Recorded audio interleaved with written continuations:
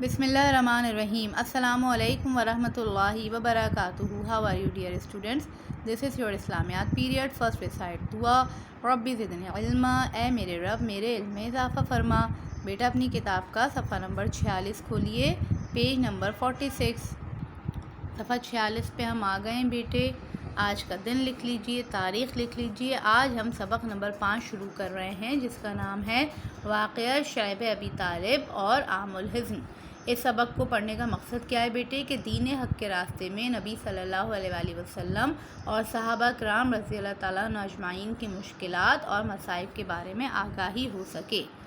نبوت کے چھٹے سال جب نبی کریم صلی اللہ علیہ وسلم کو نبوت ملی، اس کے چھٹے سال جب قریش مکہ کا وفد حبشہ سے ناکام لوٹا تو ان کو شدید غصہ آیا.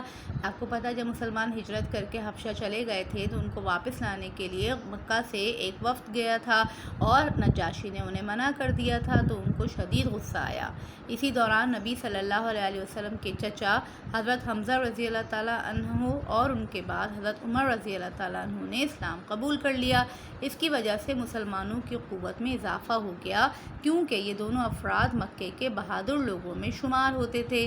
حضرت عمر رضی اللہ تعالیٰ عنہ کے اسلام قبول کر لینے کے بعد مسلمانوں نے خانہ کعبہ میں کھلے عام نماز ادا کرنا شروع کر دی تھی. ان سب واقعات کے باعث کفار مکہ کی دشمنی میں اضافہ ہو گیا تھا.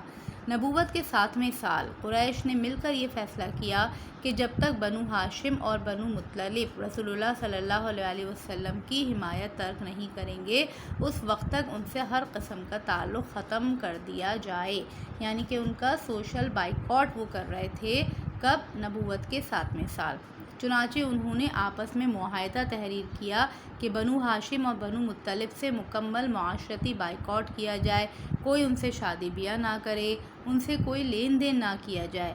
یہ مقاطعہ اس وقت تک جاری رہے گا جب تک بنو ہاشم رسول اللہ صلی اللہ علیہ وسلم کو ہمارے حوالے نہ کر دیں. قریش کے سرداروں نے باہمی اتفاق سے یہ تحریر لکھ کر خانہ کعبہ میں لٹکا دی. باہمی اتفاق سے آپس میں مشورہ کر کے، آپس میں ایگری کر کے یہ تحریر لکھ کر خانہ کعبہ میں لٹکا دی. ان حالات کو دیکھ کر ابو طالب اپنے تمام خاندان کو لے کر مکہ سے باہر ایک گھاٹی میں چلے گئے. شعب 2 پہاڑوں کے درمیان گھاٹی یا تنگ میدان کو کہتے ہیں، ٹھیک ہے، جیسے ویلی کہتے ہیں نا. یہ گھاٹی بنو ہاشم کی ملکیت تھی. تمام بنو ہاشم کے لوگ اس گھاٹی میں منتقل ہو گئے. صرف ابو لہب ایک ایسا شخص تھا جس نے اپنے خاندان کے بجائے دشمنوں کا ساتھ دیا. ٹھیک ہے بیٹے، تو یہ ہے شعب ابی طالب. کس طریقے سے واقعہ یہ شروع ہو رہا ہے، کیسے وہ گھاٹی میں گئے ہیں، اس سے پہلے کے حالات کیا تھے یہ ابھی ہم نے پڑھا ہے، اور گھاٹی میں جانے کے بعد حالات کیا رہے، کتنے عرصہ وہاں پر رہے، یہ سب ہم اگلے پیریڈ میں پڑھیں گے. اس صفحے کو دوبارہ پڑھیے. اپنا خیال رکھیے. جزاک اللہ خیرا کثیرا. السلام علیکم ورحمۃ اللہ وبرکاتہ.